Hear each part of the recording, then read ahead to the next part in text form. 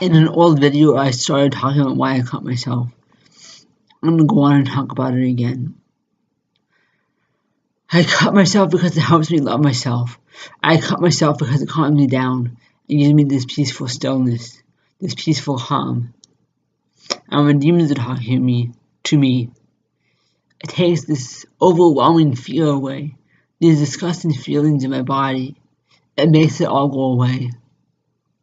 What triggers me? Seeing my ears not looking pointy or elvish. Seeing my scars and wanting more. Wanting to look at blood. My own, not someone else's. Because I'm not evil. I would never hurt someone. And this one's pointy. I didn't get elf surgery. I am an elf. I'm an angel. I'm a fairy right now. You're seeing Prophet in the video. I cut myself when I feel wrong. I cut myself when I feel writer's block. I cut myself when I miss my twin. My soulmate.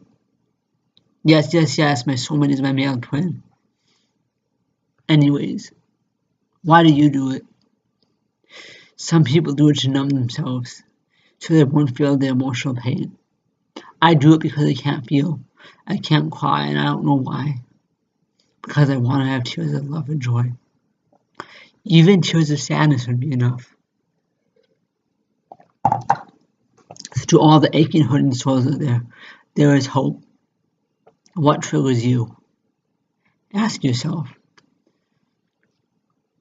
In Princeton, or University of Pittsburgh, or Yale, my therapist said, what triggers you? And it instantly said, figure skating. She probably asked, why does figure skating trigger you? Because I don't do it, and I love it, and it made me feel this peaceful calm before, and I miss it. She probably says, how can something good trigger you? Because I don't have it. Gymnastics too, because I don't have it. Anyways, one of my friends from my church said, you can do the things you love in heaven. And I'm making this video from heaven. See, I didn't see fairy. For all you aching, hurting souls, you don't have to cut yourself. I'm not addicted. I can stop whenever I want. I did it yesterday, I did it the day before, I did it today. I really, really wanted to go 5 days without it. But the other thing that triggers me is if my twin does it, I want to do it too. If I do it, he wants to do it too. I have really tough skin because I'm an Argento, so they ain't gonna get it until I get a deep one. They look at it, look at the blood, put my tissue on it, and I press down on it, then God heals it a little bit. Then I make it deeper again, and he heals it again. So, this is my kit. I have this. I have this in my kit. It's my novel. One thing you can do instead of cutting yourself is start writing your story.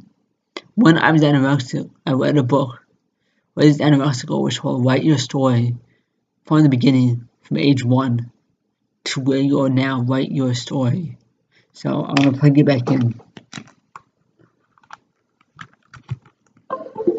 And I'll show you everything. I won't show you my blade because I know that might trigger you. Seeing blades trigger me.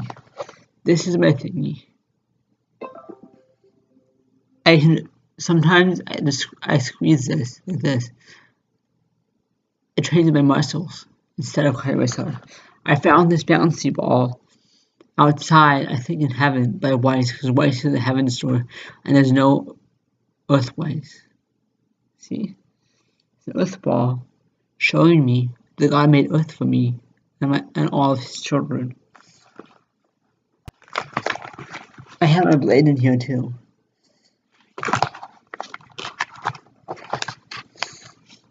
I have my checks.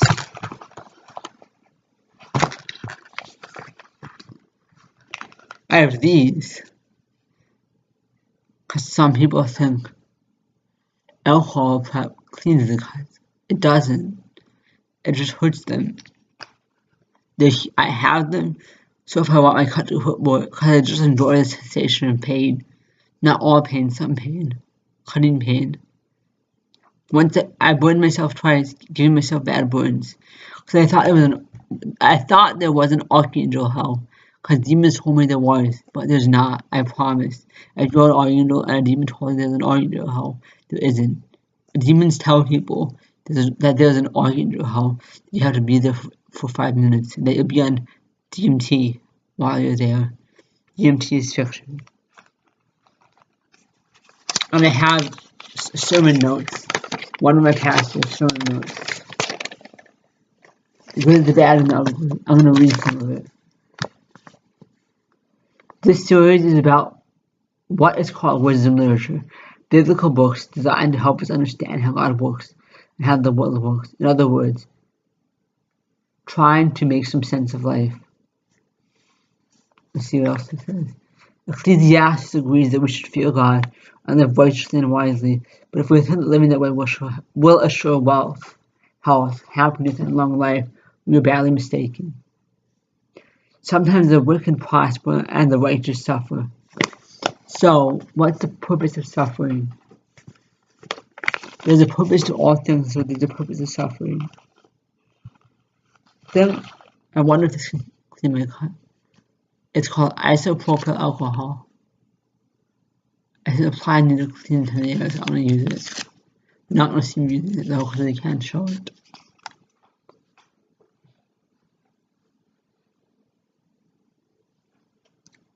Ow, that hurts. I like it. But anyways, the Baptist United Methodist Church isn't working for me. I'm not making fun of it. Most of all the people go there. I was really hoping to see Kirsten there, my Earth best friend. This book is about my struggles. It's about a young adult who cuts herself. I'll tell you what it's called. It's called Girl in Pieces by Kathleen Glasgow. It says, you can spot the girls who have it easy. I don't even have to describe them for you. You can spot the girls who get on by sports and smarts. You can spot the girls who will get by because they are tough or athletic. And then there's me. Well, I am athletic. My gymnastics is imperfect, but I'll get it. It's okay to be a beginner, and I said in one of my other videos. I know I'm rambling a little bit. Mostly I just like the sensation of pain in my body. It makes me feel alive. Some humans cut themselves to numb themselves, and they lay there without pain. But pain has a purpose. Pain has a role. It helps us stay good. It helps me remind myself that I'm a good person, and I want to be good forever. Sometimes Elf hides it. So, if you cut yourself, you don't have to stop right away. Try to control yourself. Keep 2 days in between, 3, 4, or 5. Try not to be addicted to it. Then stop. You have to look at it. I know it's in here. You have to look at it and reject it. I was a binge eater. My foster mom forced me to binge eat, and then she yelled at me for it. So you have to look at it. Look at that cookie you want so badly. Look at that brownie that you just made. All the brownies. Look at that Corval cake. You want to eat the whole thing. Look at that. All those cheesecake at the Cheesecake Factory. And then reject it. Look at what you want so badly and reject it once. Like I said, it's okay to cut every now and then. It's okay to burn yourself every now and then. It's okay to eat bad food every now and then. Pray it doesn't go down. Pray that God heals your cut and your burn. Pray that even the scars are healed and they go away. If your scars are red and purple, please pray they become white and then go away. I love my scars because they are a map of my history, a history map of my love and of my pain and my journey. It tells me my pain is valid, it's who I am, a part of who I am. I'm Christian, and my pain helps me. It helps me with my walk. If a demon wants to cut me here, or here, I take this and do it on my leg, my arm. Not my face, not my nose, not my eyes, not my neck. I'd even once made with my blade. Right here. I said, no way, you can't do that to me, and I dropped it.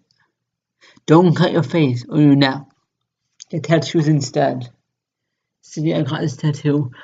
I love the pain of a tattoo being put in your body, but there are color dyes in the tattoo, and some tattoo stores use formaldehyde in their ink. My dad asked them, is there formaldehyde in your ink? Then he said, be honest. And then he texted God, and God said, no, there's no formaldehyde in it. The only thing wrong with it is the colors. God will take it off of her and put it back on without colors. He'll dye her skin like melanin. Anyways, it's okay to cut and burn. Even drinking alcohol, which is poison and worse than cutting. Don't drink alcohol. If you have to, do it occasionally, but control yourself. Don't do meth or cocaine. Smoke weed, ganja, cannabis. It'll calm you down and heal you. If I had cannabis, I would vaporize it instead of cutting myself.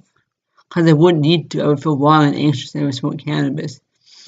I also have valerian root, and when I'm anxious, that helps too. The stuff in this helps me, man. I have my little thing that has my novel on it. I have my Christian notes. I have my earth ball that reminds me I'll go back to earth. And I have my thingy, the squishy thingy. And I have the alcohol swabs. And it's a collection thing, and I have candles. Upstairs, when I want to cut myself, I light my candles. I go on my knees and I pray for everyone I love and everyone I've never even met. Then I sit down and gaze at the candles. Then I try to blow them out from far away to touch my lungs. Other things I can do is I go out and I go running. I walk in the woods and see the trees and the beautiful path, and it makes me happy. I walk slowly, I walk fast, I run with super speed. What helps you? Ask yourself. I hate the word trigger, because in a dream I was shot, and it really, really hurt and felt wrong. And being shot can take away telepathy. So you don't have to call it triggers. What makes you want to do it? What makes you want to cut yourself? What makes you want to kill yourself? What makes you want to drink alcohol? Do you want to numb the pain? Or do you want to feel something different? Something good? Are you a psychonaut? Do you want to feel something? Do you want a trip? Cannabis alone can give you a trip. Just weed and mushrooms. There are poisonous mushrooms that look a lot like the psychedelic non-poisonous mushrooms. So wait till you've studied them for at least 1,000 years. And it's better to wait for God to handle you, knowing it's God. His true form 30 feet tall and say, hey, here's a mushroom. I promise it's not a poisonous one. And then you say, are you really God? And he says, of course I am. And I'm not. I'm not God. Like in Hillary Scott's song, thy will be done. I know that you are God and I am not, so thy will be done. It's okay. If God hands you a mushroom, the first time he does it, in case it's not him, say no thank you. Thank you, but no thank you, maybe next time. Can you give me some weed instead? I know there's no poisonous weed. Then he says, of course. And he teleports into the wilderness, and you put the weed in your vaporizer and you smoke it. So that's all I have for now. Bye.